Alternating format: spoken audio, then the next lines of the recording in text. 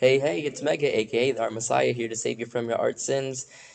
Today is day 18 of the 30 Days of Making Comics Challenge. Welcome back to another tutorial. And you might be wondering why we're looking at a naked man. Well, that's because today you are going to learn how to draw poses and anatomy using the Megamaster way of learning. So if you haven't checked out that video, watch previous video, and I'll link to that. And basically we discussed how we can learn to draw everything. So it's a really cool video, a cool method of learning, and very helpful for beginner artists to get out of the mindset of copying, and to understand that copying is good, but you have to do it right, and then you have to study along with their copy, and you have to be able to stylize.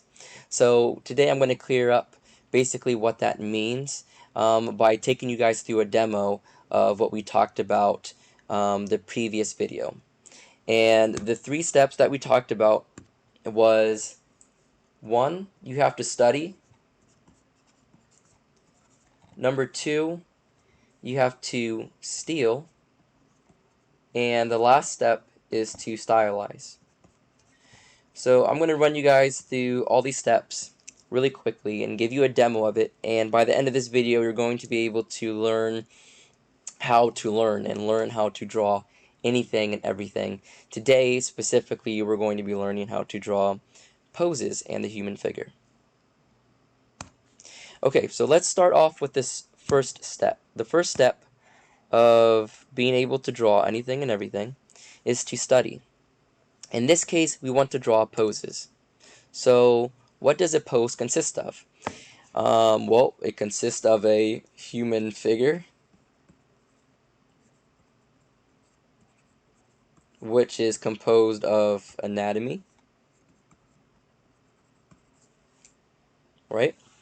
So that means that we need to study, number 1, study the human figure and study anatomy. Now, for artists and illustrators, people that are in the comic book industry or the animation industry, our job is to simplify and add clarity to the human figure and to get the reader to understand the human figure and the pose it is in. So what we need to focus on is bringing out the anatomy that's going to be important for us. And I'm going to go ahead and show you what's important to us. So the important parts of the anatomy are the head, the torso, the pelvis,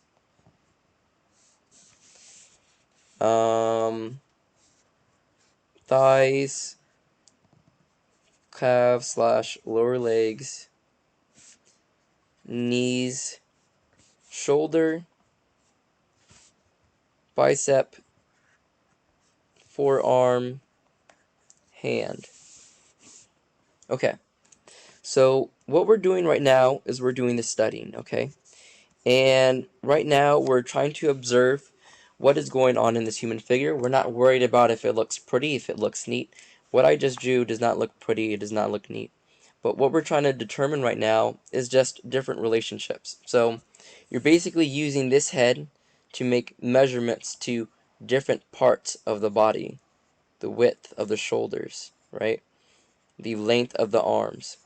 So basically when you're drawing the human figure, you're taking measurements and you're figuring out, okay, where do these certain things fall, and you're making these little shortcuts, and you're simplifying everything down in this human body into very simple shapes.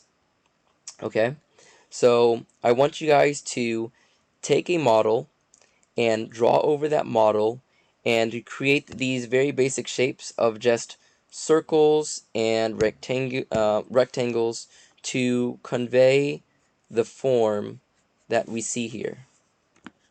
Okay, so now that we've made a model of the human body, we've taken some measurements, we're starting to understand the proportions a little bit. Now let's try to put this into practice by the next step, and the next step is to what I refer to as stealing. Okay, we take a photo reference we drop the opacity down, and we use those same shapes that we use to create our model, and we begin to apply that to our reference photo that we want to steal. Okay, so I said I like to start with the torso, and I describe the torso with a circle. Okay, and then I like to draw the line of action. Okay, and then I'm gonna draw in the pelvis, and then draw in the shoulders. Again, using those shapes that we have already created from our model that we created before. So just using squares and circles. Now, I recently just watched a video by the infamous Ethan Becker. If you don't know who he is, go check him out. But he encouraged not to use circles and not to use ovals when you're drawing. And the reason that he was telling you to do that is because you really want to focus on shape and design and making decisions. But as a beginner artist or someone who's coming up with a new pose or using their imagination to come up with the pose, circles and ovals are great ways to show volume before you get into the nitty gritty of working on the design. So I want you guys to actually use circles and rectangles. If you've seen my other gesture drawing video, I entirely used circles, and we want to use those to start to define and give volume to what it is that we are working on. Okay, so you're really just trying to get volume and proportions figured out before you're making any kind of design decisions, so to speak. And so that's why I want you guys to simplify it down to just circles and not to use triangles just yet, because we're not focused on the design just yet. Right now we're focused on building up the volume and describing the form that we're seeing. And when we get to design, that's when we're going to bust out the triangles. That's when we're going to bust out some more of those very geometric and more decisive looking curves. Okay, kind of defining that region. So there's something very interesting, as you can see, going on here. Now that we've changed the pose and we've changed the camera angle, we're looking down on the reference now. Notice how, compared to our model, that things begin to change. Okay, so even though we were just stealing artwork, right? We're just tracing over artwork. We're starting to learn some things about foreshortening and perspective when drawing the human figure. Look at this down here. Look at from where his butt is to his feet, right? Look at that distance and compare it to this torso right here, right? It's about the same size. Now,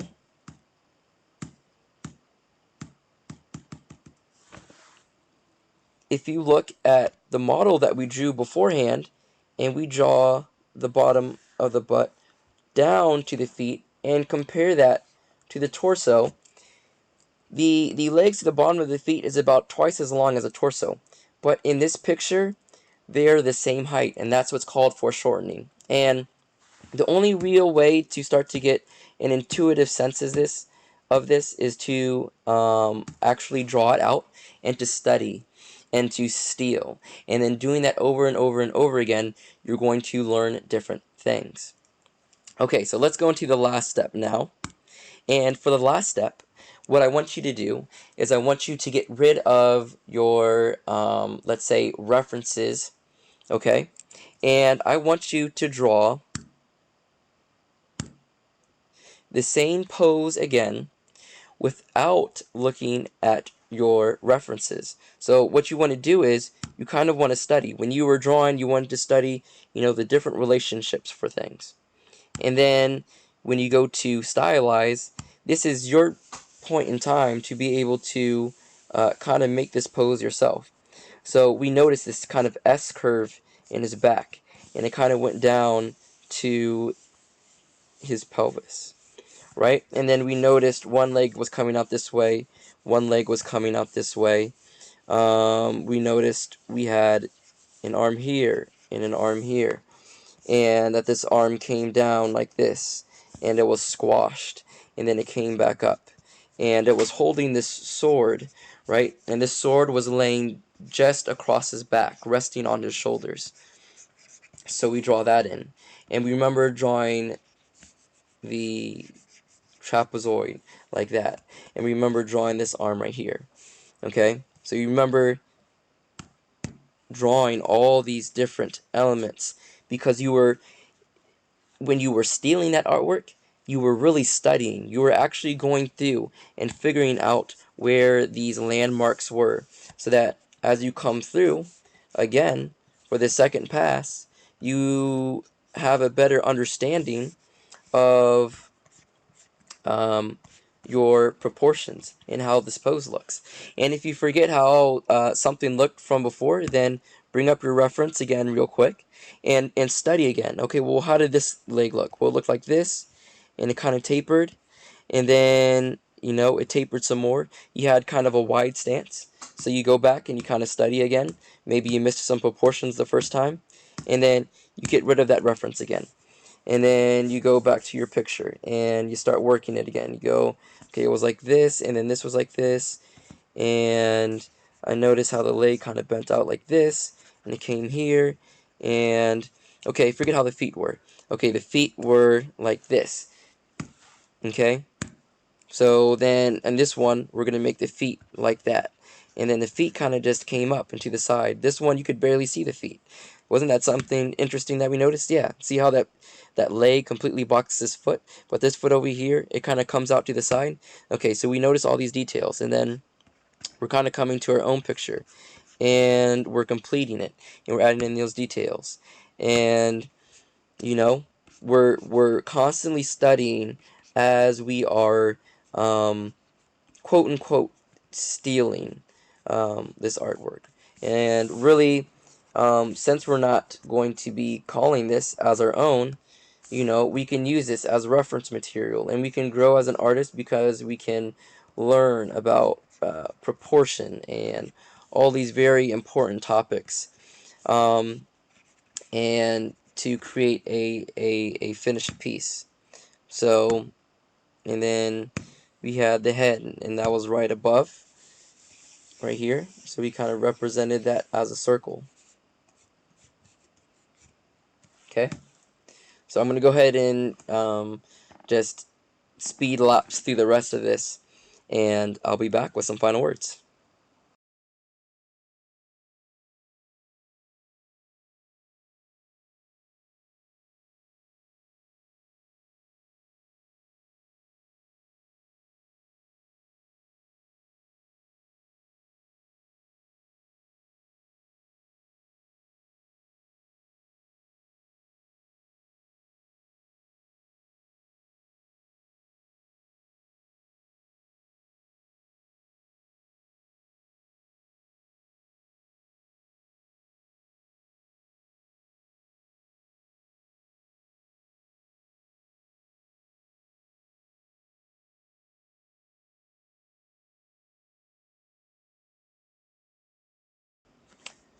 Alright, so as you can see, not perfect, not even really close to perfect, but that's the point of this exercise, is to not be perfect, but to actually try over and over again, and to see where you fail and see where you're failing on proportions.